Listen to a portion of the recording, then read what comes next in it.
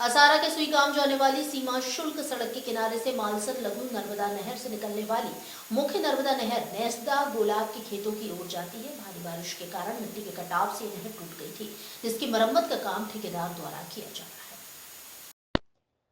सार्वजनिक रूप से चर्चा हो रही है कि ठेकेदार द्वारा नहर की मरम्मत का काम नहर के किनारे मिट्टी भरने के अलावा घटिया तरीके से किया जा रहा है। नर्मदा नहर के कंक्रीट का काम ठेकेदार के कर्मचारियों और मजदूरों द्वारा नर्मदा नहर के जिम्मेदार अधिकारी और ठेकेदार की उपस्थिति के बिना किया जा रहा है।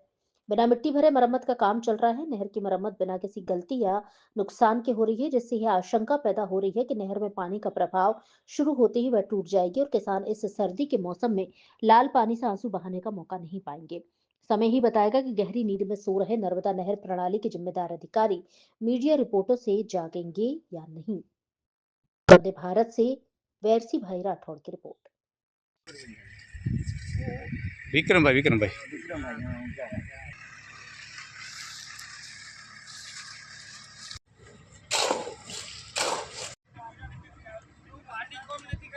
मिनट भरा दोबारा मिनट एक मिनट खाली एक मिनट खाली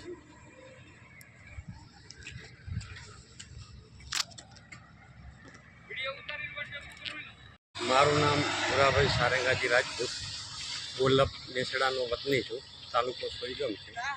હવે આ પુલ પાણી વખતે વરસાદ આવ્યો એ વખતે આ કેનાલ આખી તૂટી ગઈ છે અને આખી વિખેર થઈ ગઈ છે। એ માટીકામ કર્યા વગેરે માટીકામ કરે પણ દબાવતા નથી, કેનાલનું કામ કરતા નથી, સિમેન્ટ નાખતા નથી અને હવે ઘણો સમય થઈ ગયો છે તોય હજી આ લોકો પાણીની કોઈ સગવડ કે કોઈ સુવિધા જ નથી કરતા અને કોમ જે કરે છે ને એ બેકારના પેટનું ખોટા સરકારના પૈસા છે ને ખોટા આ લોકો બિલ પાસ કરવા સારું કરીને આ લોકો કામ કરે એટલે ખેડૂતો પાછળ જતા હેરાન થવાના છે। આ કેનાલ તૂટી જવાની છે, રહેવાની નથી।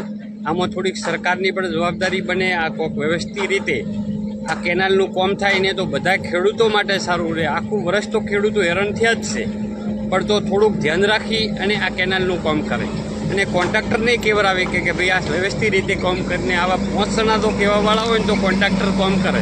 સિમેન્ટ અંદર નાખતા જ નથી, થોડામાંથી સિમેન્ટ નાખતા હોય તો ભલે બાકીઓમાં લેપ કરીને આ લોકો જતા રહે એટલે આ એક વર્ષે નથી અડવાનું, તૂટી જવાનું। પાણી દેવું ચાલુ કરશે એવી જ તૂટી જવાની છે। આ કોઈ આ પાણી દેવું ચાલુ થશે એવી જ તૂટી જવાની છે, કારણ કે ઓવરફ્લો કેનાલ થાય છે અને ઓવરફ્લો પર માટીકામ તો બિલકુલ કરતા નથી। ધીરેથી માટી લાવતા નથી, એનું એ લઈને માટી નાખી પડી અને આ લોકો સરકારના ખોટા પૈસા જ વેડફે છે। ખેડૂતોનું કોઈ હિત જ નથી આમાં, એનું જ પાસ કરે છે, બીજું કોઈ ખેડૂતોનું પાસ કરતા નથી।